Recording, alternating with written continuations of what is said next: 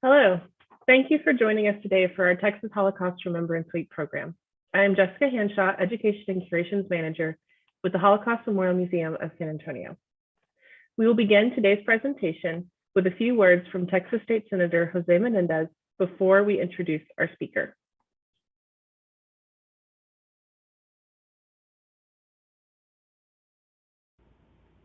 Hi, I'm State Senator Jose Menendez, and I'd like to welcome you to Holocaust Remembrance Week of 2022.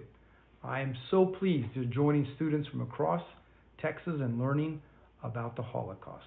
I also want to say thank you to the Texas Holocaust Genocide and Anti-Semitism Advisory Commission, to the Holocaust Memorial Museum of San Antonio, and to all of the partners who've made these educational resources available to schools across the whole state of Texas.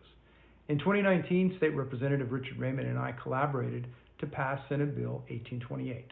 The bill calls on the governor of the state to designate a Holocaust Remembrance Week in order to educate students about the Holocaust and inspire a sense of responsibility to recognize and uphold human value that helps prevent future atrocities. The bill passed both the House and Senate unanimously. That tells you how important this effort is to all of us. Senate Bill 1828 was made possible because of the persistence of local upstanders who call themselves the Four Ladies in a Car, because of their frequent trips to Austin on a mission to have a state-designated Holocaust Remembrance Week in Texas. They understand that it is a solemn duty to remember the Holocaust and to foster communities of awareness, care, and kindness. You're going to learn the stories of survivors of the Holocaust and about the upstanders whose compassionate actions saved many lives. You too can be heroes by speaking up whenever you witness injustice around you, or create change by working with your neighbors and local leaders to improve your community.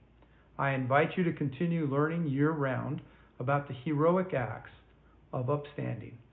And just like the Four Ladies in a Car, please reach out to your elected officials in order to make a difference.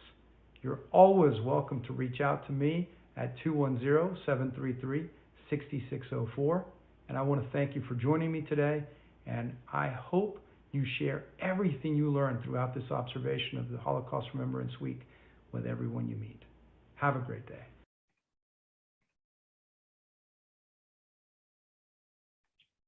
As a reminder, the Q&A and chat boxes are going to be available throughout the presentation, so please type any questions or responses to our presenter in this space. At this time, I would like to welcome Varda Ratner, a member of the Holocaust Memorial Museum Commission, Texas Holocaust Remembrance Week Planning Committee, and one of the Four Ladies in the Car, to introduce our speaker. Good morning. Sharon Scharff Greenwald has been an active member of the Holocaust Memorial Museum of San Antonio Commission for many years. She has spoken of both her parents' remarkable survivals of the Holocaust to many students over the years. Sharon is also one of the Four Ladies in a Car, about whom Senator Menendez just spoke. Sharon has practiced real estate law for the past 40 years and is about to celebrate her 40th wedding anniversary with her law partner and husband, Mark. Together, they have two wonderful daughters and two wonderful dogs. Today, Sharon will present to all of you her mother's experience of survival.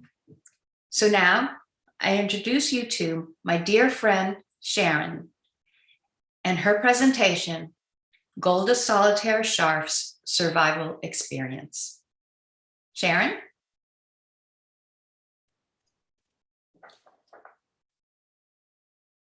Hi there. Thank you for joining me in allowing me to share my presentation today, Golda Scharff's Holocaust Survival Testimony. I'm Golda Scharff's daughter, and Golda Scharff was a Holocaust survivor from Poland. After the war, in 1945, she and my father, David Scharff, also a Holocaust survivor from Poland, met in a displaced person camp set up by the United States government in an American occupied territory in Munich. This displaced persons camp was called the Freeman Camp. They were introduced through friends, and many, many people, if you want to go back and on the picture, married at this camp, many. They had no one left, so they married each other when they met at the camp. The Jewish population in the Freeman camp averaged about 2,500 individuals per year. And in 1949, the camp closed, and my parents moved into an apartment in Munich. That's some pictures of the camp right now, my dad. They had their first child, my oldest brother, in Munich. And they did not want to remain in Germany. Those are pictures of my mother in Germany. And they had no citizen status in Germany anyway. They could not go back to Poland because their families' properties and businesses were sadly confiscated by the Nazis. And ownership then went into the Soviet Union and under communist national ownership. The government owned their property. More important, they had not one family member left on either side. All of their large families were perished under the Nazi regime. At that time in Germany, after they moved into the apartment, they were given a choice. They could go to Israel or San Antonio, Texas. Many survivors went to Israel. That was established in 1948. Part of Israel's creation was to establish a refuge for thousands and thousands of displaced Jews in Europe, possibly millions, who survived the war and lost everything. Immediately after the establishment of Israel, war broke out with neighboring countries. And my parents, fearing that their young son would be exposed to war, decided, where do we go? And they decided San Antonio, Texas. With the aid of a resettlement agency called HIAS, that's H-I-A-S, and the San Antonio Jewish Federation, they came from Germany through New York to San Antonio, Texas. HIAS, this resettlement agency, is still busy today. And they are resettling refugees from all over the world who are oppressed. This immigration to the United States was allowed through a US federal act. That act was called the Displaced Persons Act of 1948. Under this act, President Truman's administration allowed 200,000 Holocaust survivors to come to America. Sadly, my mother died very young at 68 in 1990. And she did not have an opportunity to let her experience be known and taught in schools. My father, on the other hand, lived to 95 and spent much of his time at schools letting students know of his experience. My mother was known in her community in San Antonio for her intellect and her entrepreneurial ability. She was a vibrant and very spiritual woman. She was not afraid to speak her truth and her opinions. However, she rarely discussed her Holocaust experience with her children. It was just too painful for her. And she accounts in her video that I'll speak to about later, that she wanted only positive influences for her children. My mother was interviewed on video by Yale University in a special project where they videotaped Holocaust survivors and their experience. This occurred 3 years before her death in 1987. She died in 1990. And her video testimony, I have to say, for me, was very, very hard to watch. Lots of crying, pain, trauma. Honestly, I didn't watch it for years. But in the COVID lockdown of 2020, I forced myself to transcribe it, to write it down word for word. It was hard. But because of that, today, the silver lining is that I can read her video testimony to you as if I am Golda Scharff. I'm reading it to you in first person, her words. I've had to leave out excerpts because it was a 2-day process on this video.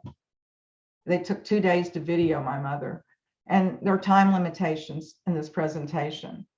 But you can have access to these videos by contacting the Holocaust Museum of San Antonio. And last thing I'm going to say before I start the testimony is that sometimes I'll interject my thoughts, but I'll let you know when I'm back into being my mother, Golda Scharff. And with that, I would like to start the presentation. Family, background, and Sokol. I am Golda Scharff. My maiden name is Golda Solitair. I was born in Sokol, Poland on July 18th, 1922. I was from a wealthy family in Sokol. We owned a textile tailoring shop, and our business designed scarves, clothing, woven materials for Sokol and the surrounding communities. I was the middle sister of 2 older sisters, Leah and Adela, and 2 younger sisters, Pesha and Zelda.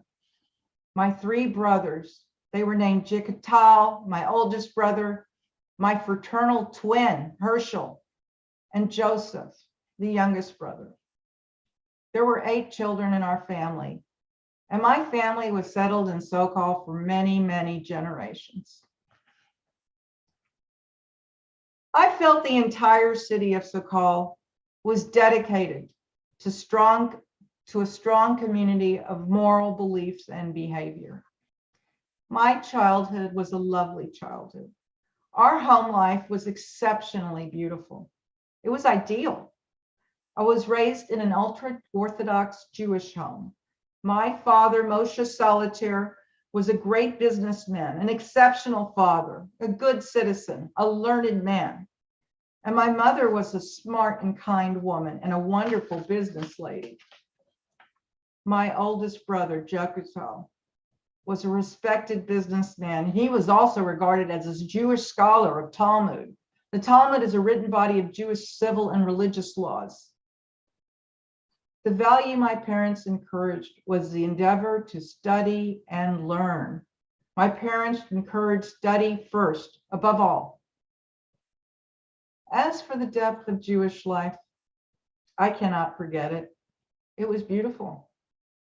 Every holiday meal was a feast. Celebrations were elaborate, with so much spirit and joy. As I think now, it is so hard to replace what I had experienced in my home.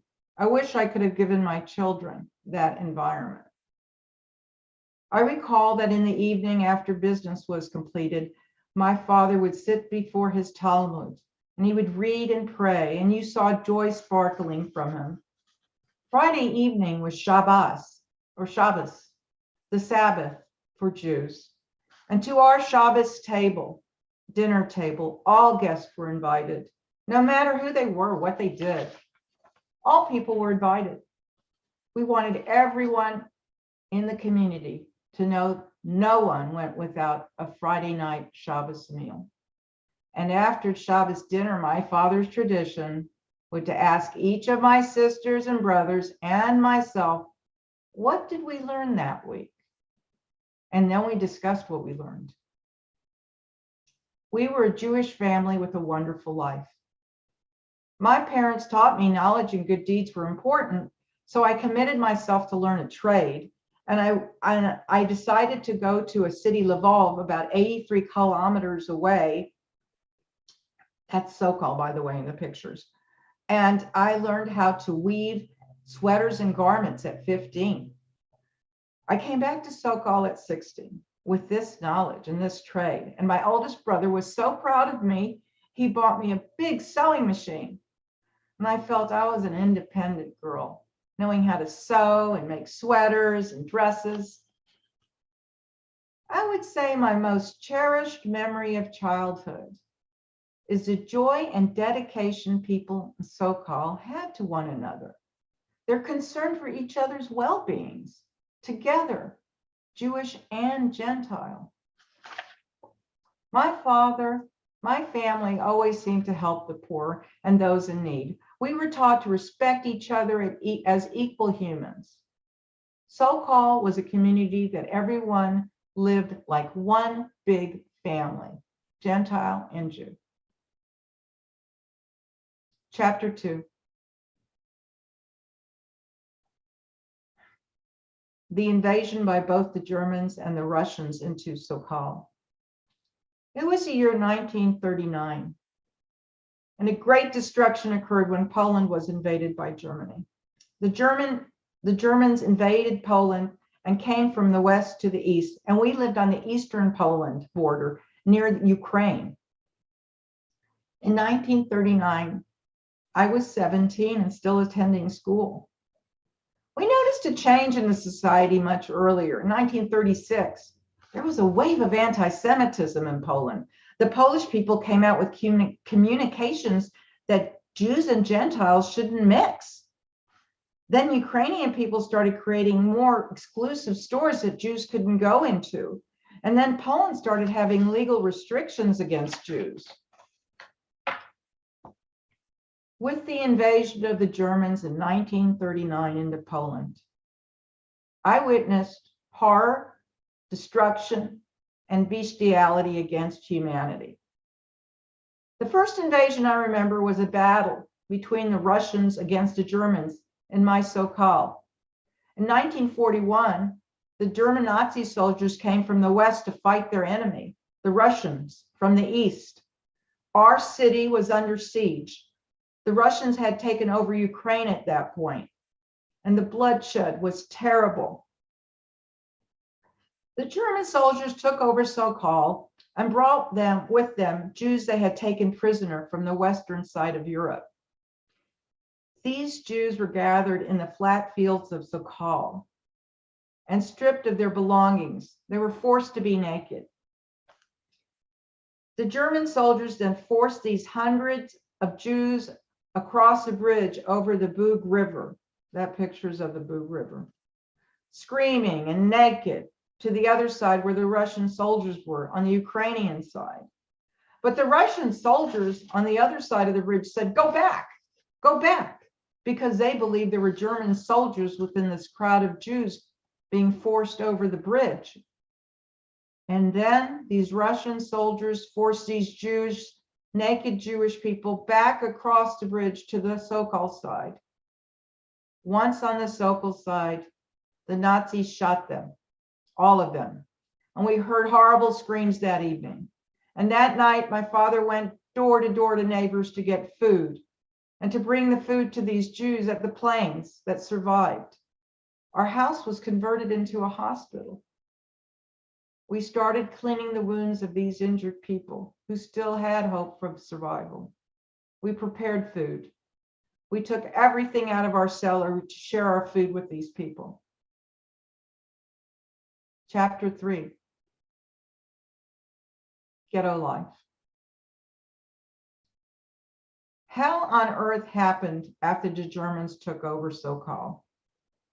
The Nazis put all the Jewish people in a ghetto in Sokol, and then they were fenced and guarded. Other people from other communities were also brought to the Sokol ghetto.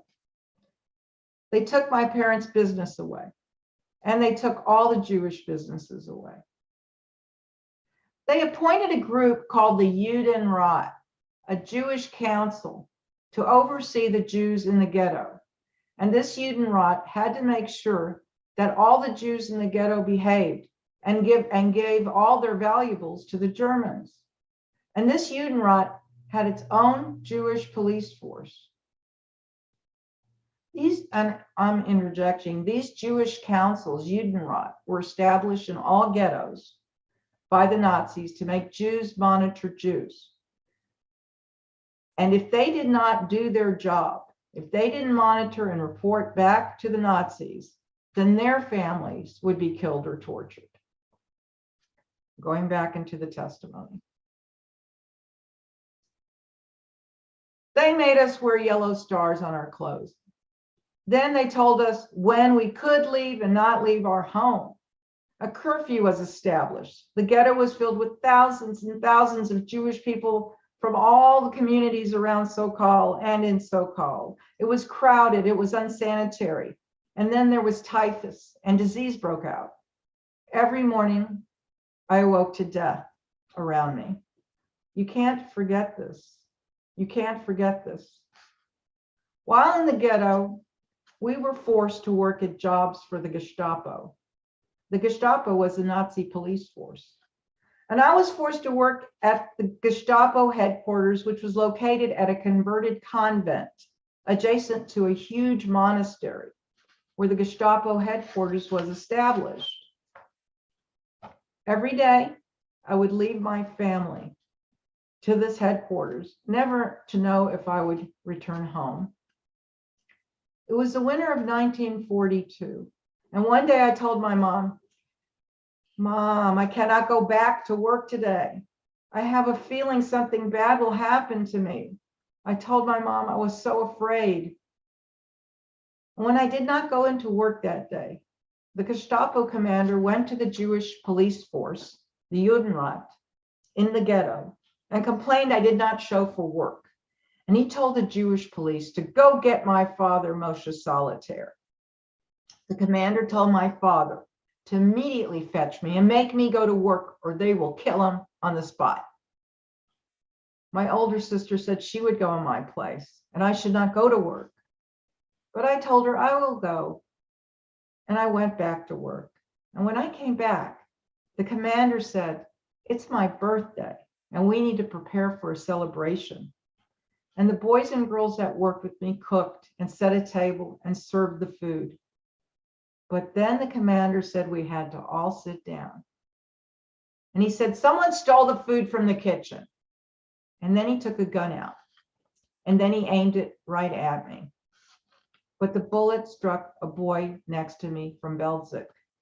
And all the Jewish boys and girls who worked at the convent were required to bury the boy by the south fence of the convent that day, to bear witness of what would happen if any of us were disobedient. I went to work every day after that incident. During the time in the ghetto, there were frequent beatings, and there were German rulings. They were called actions, A-K-T-I-O-N-S, actions, and that applied to ghetto life. After each action, I always lost a sister or a brother. The Germans started coming to clean out the ghettos of the Jews, the Judenfrei process, between 1943 and 1944, sending Jews to concentration camps. They called it the final solution. There were Germans in SS uniforms, politically elite soldiers of the Nazis, who would come into the ghetto with black-dressed Ukrainian soldiers who aided them. And these actions were aided also by the Judenrat, the Jewish Council, and the Jewish police force. At one of these first actions, they caught my little brother, Joseph, and they took him away in a truck. And I ran out of the house to look for him and chased that truck all the way to the gate of the ghetto. And at the gate, the Nazi soldier held me back, and I started screaming, "Let me go, I'm not a Jew. Let me go, I'm not Jewish." And I told the soldier, "I just came to get some things from the Jews because they sell so cheap." And this soldier did not believe me, and he pushed me into a column of Jewish people by the market, being marched to the train station to be taken to a cattle car to the Belzec concentration camp. At the train station, there were Nazis who would write down how many Jews were captured and going into these cattle cars to be taken to the concentration camps. They kept records. Already, Piles of dead bodies were at the marketplace by the train station. I tried to hide behind a vegetable stand in the market, and a Nazi soldier with a black mustache stared at me. Then I ran away into a store and I tried to hide in it, but a boy pointed me out in the store and he said, "Was hast du gemacht? Was hast du gemacht?" What have you done? He told the storekeeper I was Jewish. And I said, "I'm not Jewish." And the boy said, "Yes, she's Jewish. I know she's Jewish because I went to school with her." And that same black mustache soldier came and got me, then put me back in the column to go to the train station and the cattle car. And I ran away again and went back to my home in the ghetto. My father gave us all gold coins and told us, if a Nazi soldier snatches you, give him maybe some gold coins and maybe he'll let you go free. He gave my little sister gold coins. Her name was Zelda. The Germans came knocking on our door for an action one day. Zelda went hiding in the attic. A soldier found her. Zelda offered him a gold coin. The soldier shot her dead on the spot. At another action, I was marched to the marketplace again, and we had to stay there all day until nightfall. Again, I ran away. I don't really know where I got my desire to survive, but I kept running away. I just did not want to die. I laid myself in a yard of a house by the market and hid there. And then a Polish lady who saw me started screaming, "A Jew hides in the yard! A Jew hides in the yard!" And this time, I was not able to run away. A soldier grabbed me and he dragged me through the market to the railroad station. And my sister, my oldest sister, Adela, and her 3-month-old baby were in line at the railroad station. And she would not let me go at this point because she saw what happened to Zelda, our little sister. And she begged me not to run away. Chapter 4, the train escape. Hiding in a monastery. We were put in a cattle car and we were being transported to Treblinka. Each cattle car was filled like sardines with over 400 people in one cattle car.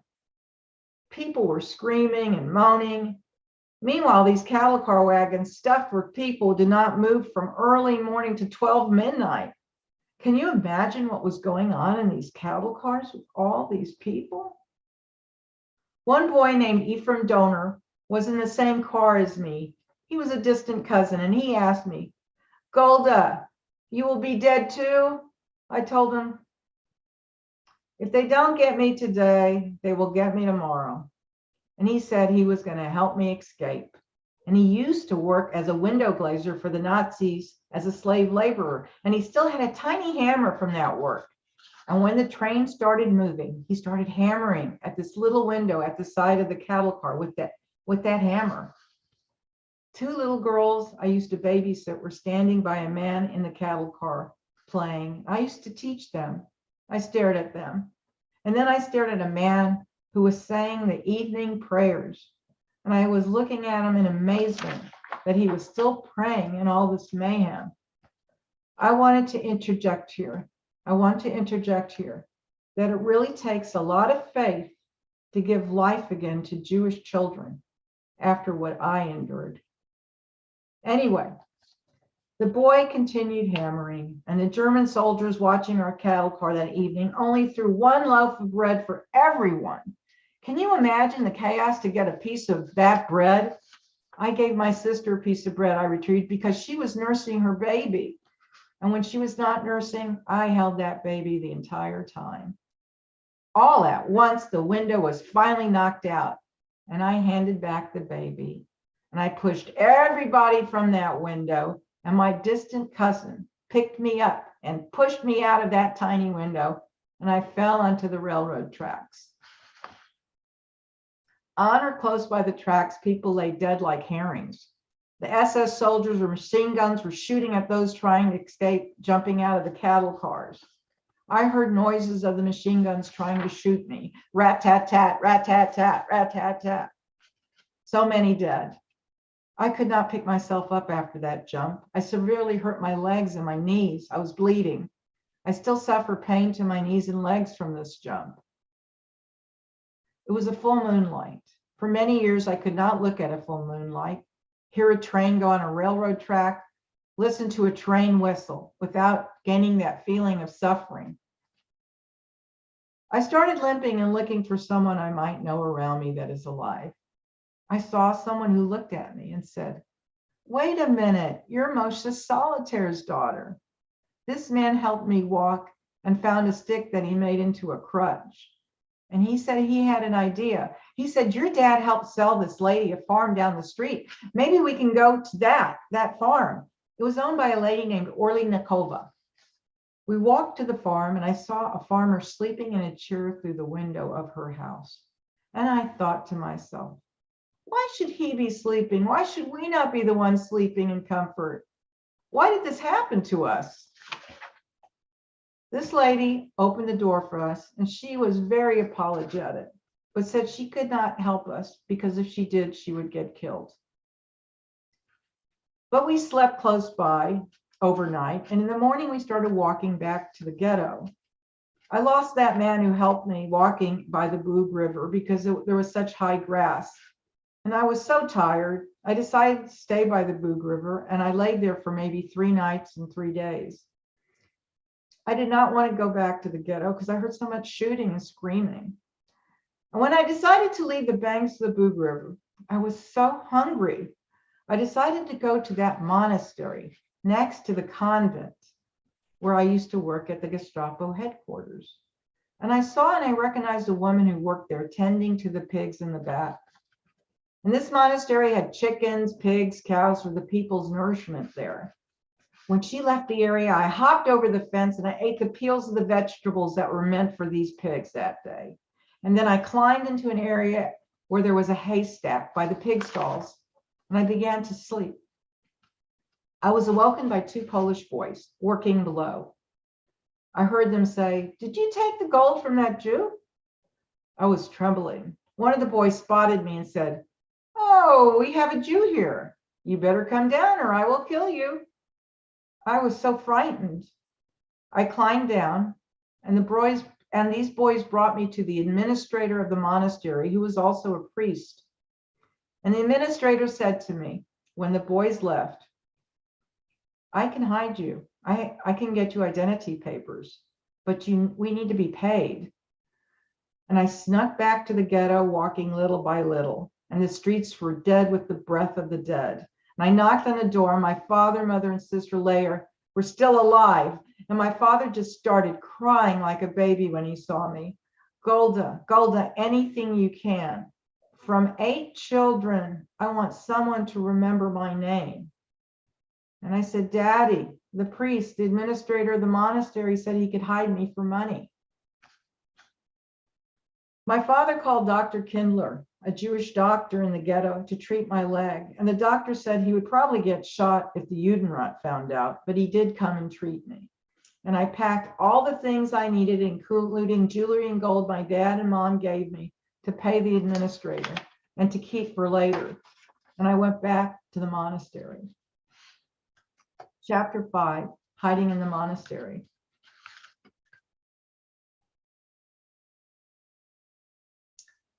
I stayed hidden in the monastery for many months. The administrator from the monastery seemed like a nice person. I would pray at the altar of the monastery and truly believed my God was listening to me at that altar.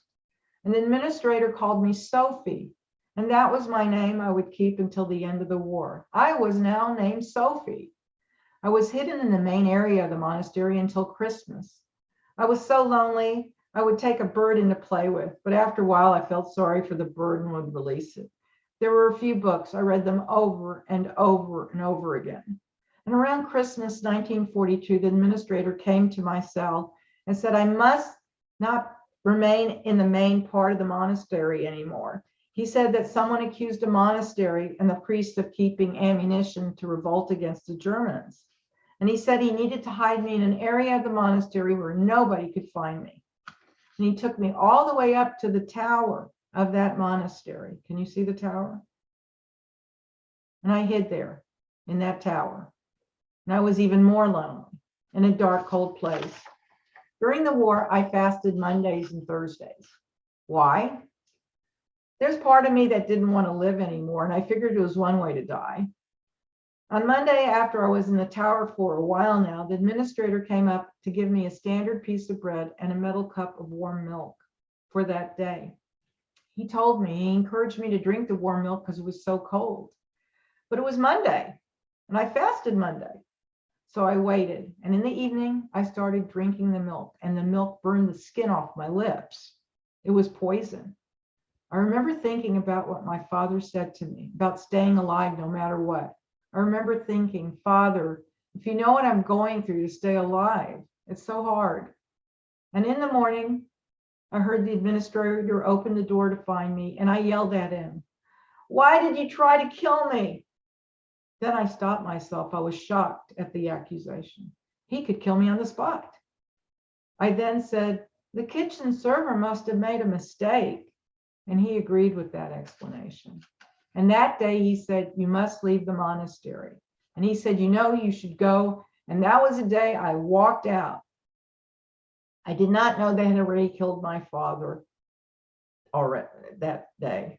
And when I left, I saw a couple in love strolling by the Boog River, and I watched them intently in their romance.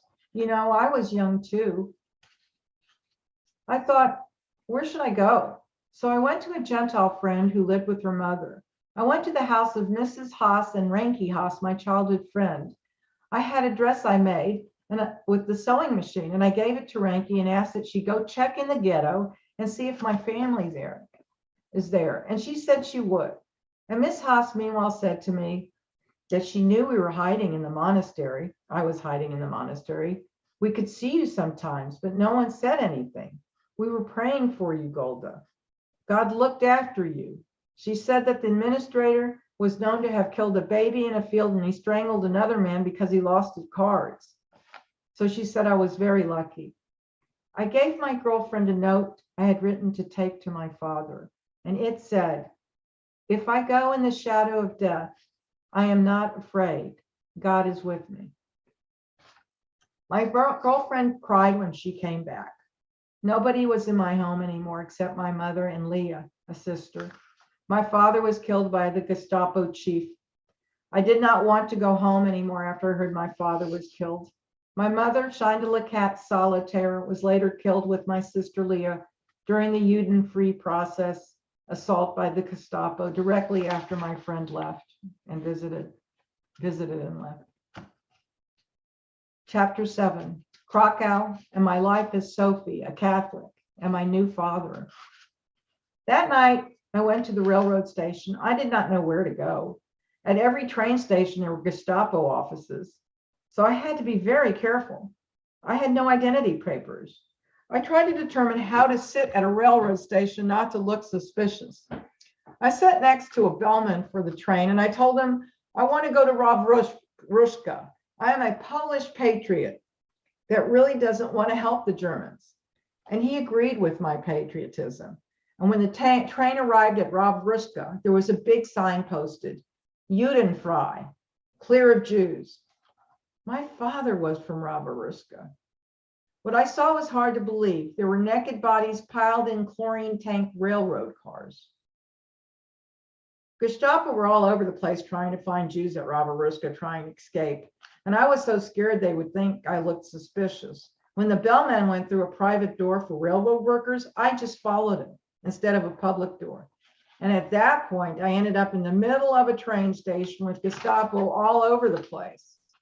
I knew I needed some money. So I tried to sell my handmade shawl to a woman sitting by me, and a man was watching. He looked at me. "Oh, what a pity. Such a young Jewish girl, and you need to die too?" I was so shocked.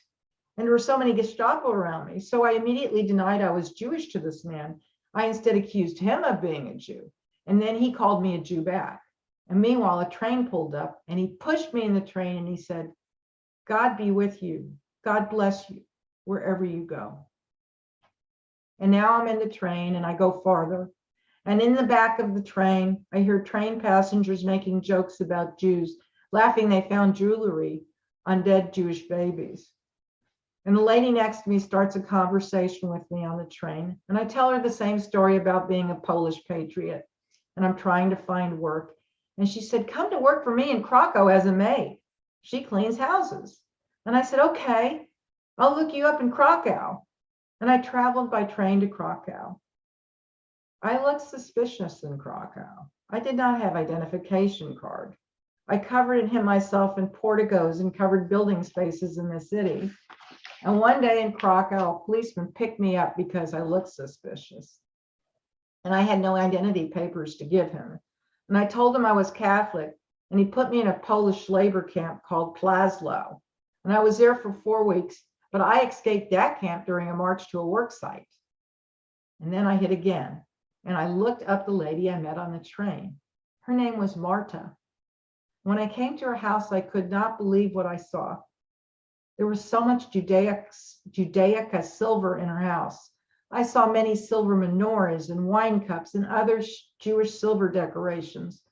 All of this silver was stolen from Jews. It was not easy to be there. And she said she knew other people who needed a maid, and she put me in with a family who thought I was Catholic. Marta's boyfriend was named Ludwig Einiger. He was a police commander from Germany, stationed to work at Montelupi prison in Krakow. That's Montelupi prison. When he came to Marta's house one day, he asked who I was. She explained, I was Sophie and I was helping with the cleaning jobs. And she explained I was Catholic. And time went on, and I cleaned for this cleaning lady's clients. I had hidden jewelry in my bundle my parents gave me when I left for the monastery. Well, one day, Marta started looking through my things, and she saw all my jewelry, and she told her boyfriend, Mr. Einiger. At that point, she suspected I was not Polish Catholic at all. He said to Marta, I need to take Sophie to the police station. And he took me from Marta's place. But instead of taking me into the police station, he took me to his own police barrack apartment that was located across from the University of Krakow. The bottom floor was filled with German police, and the upstairs had residences for the policemen stationed there from Germany. He did not ask me any questions yet, but he knew from Marta I had rings, gold, pearls, and other jewelry. He sat me in his place and said, see this corner in the closet? You need to live in this corner until I tell you you cannot, until I tell you you can leave. He was a big man. He wore a big brown uniform with a sword. I was scared. A third day passed as I sat in that closet, and he came to me and he said, who are you? I could not take it anymore. I could not take it. I did feel he was a nice person. I did not want to jeopardize his life. I told him to please let me go, that I am a Jew, I'm Jewish. And he turned red like a crab. He realized that he might be in jeopardy himself. And he started cussing in German. At that time, I was around 18. He was already an older man. He said, if the Germans need to kill people like you, what has the world come to? And I sat in that closet hidden for almost 3 months, and it was lonely, and I could not take it anymore. So I'd sneak away to a faucet to clean myself and things like that. And another policeman living there saw me one day, and he complained that there was a woman in the German police house. The next day, Mr. Einiger had left for the Montelupi prison early in the morning, and around 10 a.m., there was a loud knocking on the door. Open the door, open the door, city police. I had my mother's picture with me. I tore it up.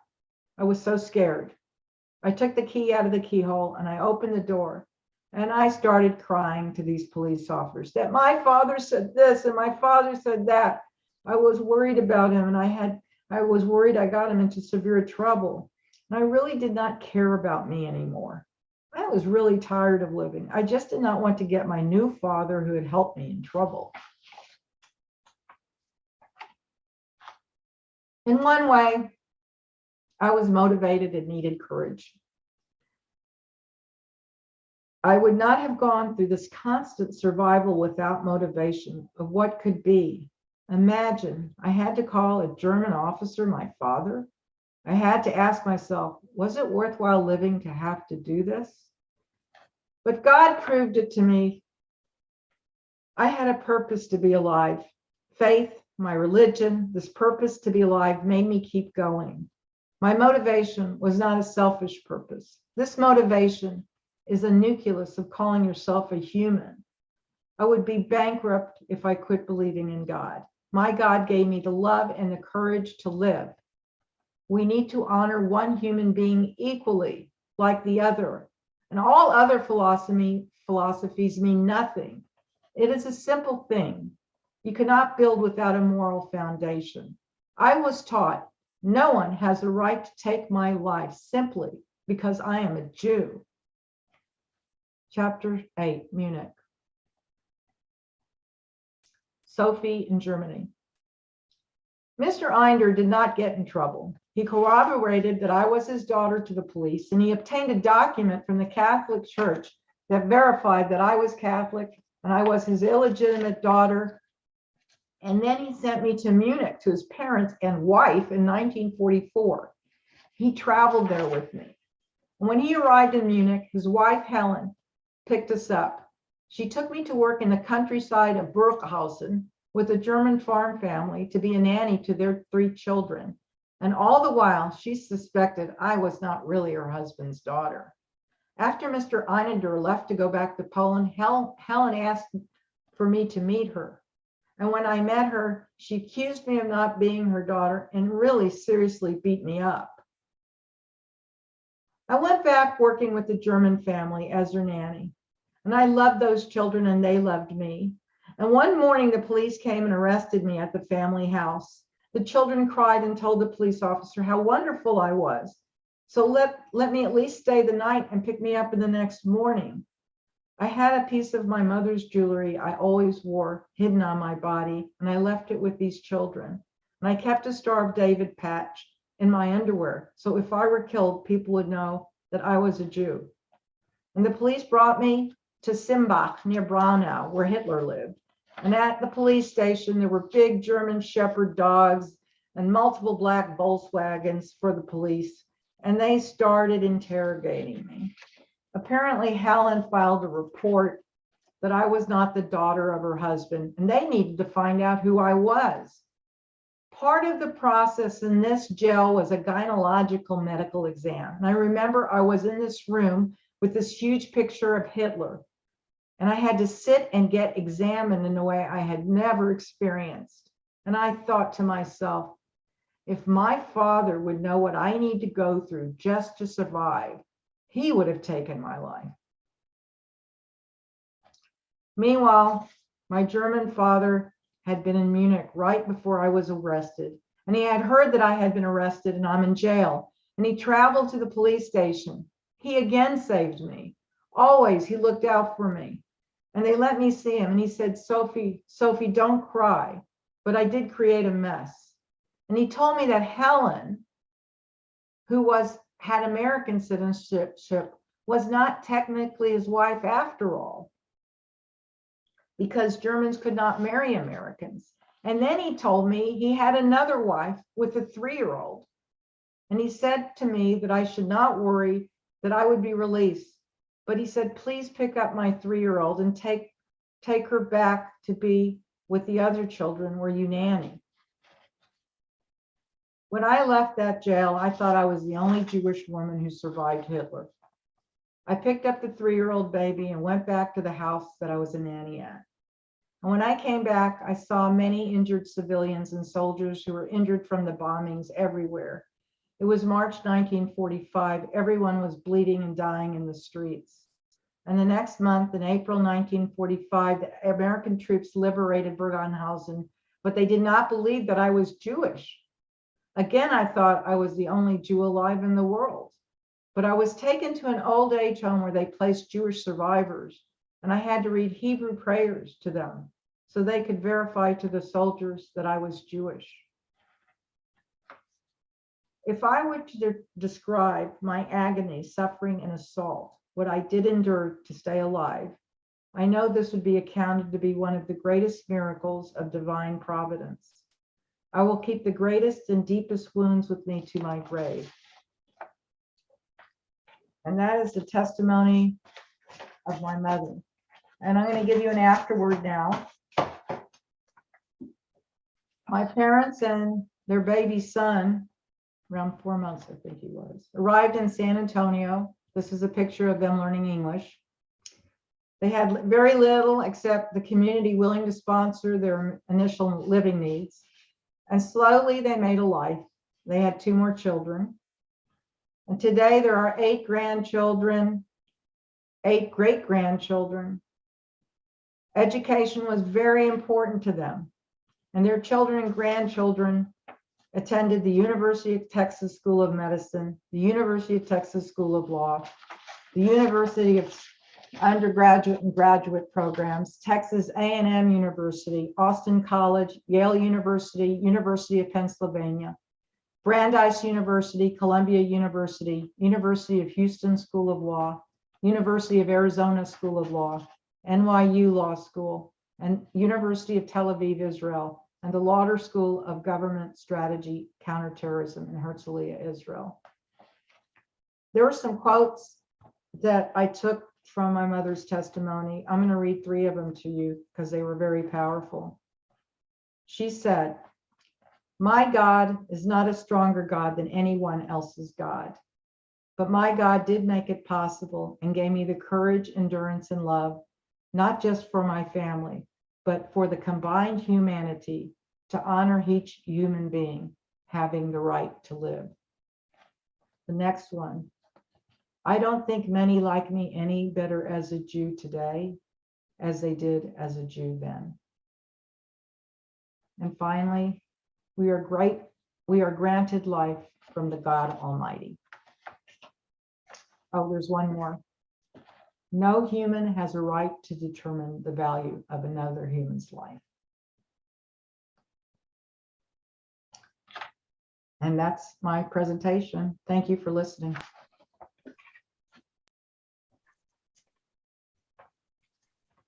Thank you, Sharon.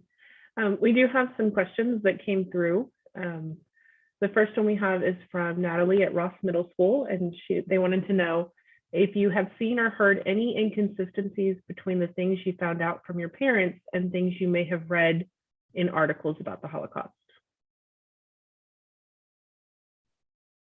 No. I mean, generally, no. I mean, there were ghettos, there were concentration camps, there was suffering, and millions died. I mean, that's a general. Mm-hmm. And they died because of an identity. And the minor things are not as important, I think.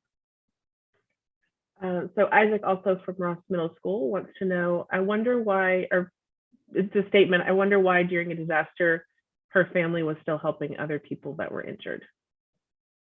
He kind of made that was part of their moral foundation, that, you know, they believed that everyone had a right to be treated well. Every human was equal, and I hope that I'd convey that to my children as well.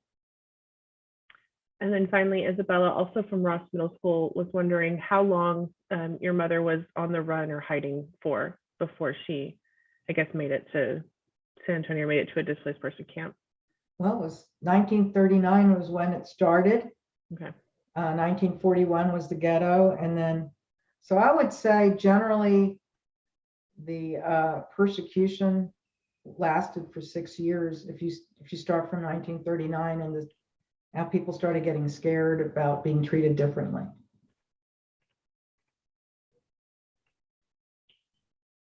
I didn't see if I have any more. There's a question. All right. We're going to go ahead and wrap up for today. Again, we want to thank Sharon for being with us today and giving us the story of her mother's survival. We also would like to take a moment just to thank our sponsors for their generous contributions to this program. including the Texas Holocaust, Genocide, and Anti-Semitism Advisory Commission. And finally, we want to thank our viewers for being with us today. We hope that you will consider joining us for other programs throughout the rest of today and tomorrow. And you can learn more at our website, hmmsa.org/THRW. And we ask that you consider filling out a post-event survey located on our website after viewing this presentation. Again, we thank you for being with us today. Thank you to Sharon, and I hope everyone has a wonderful Thursday. Goodbye. Thank you.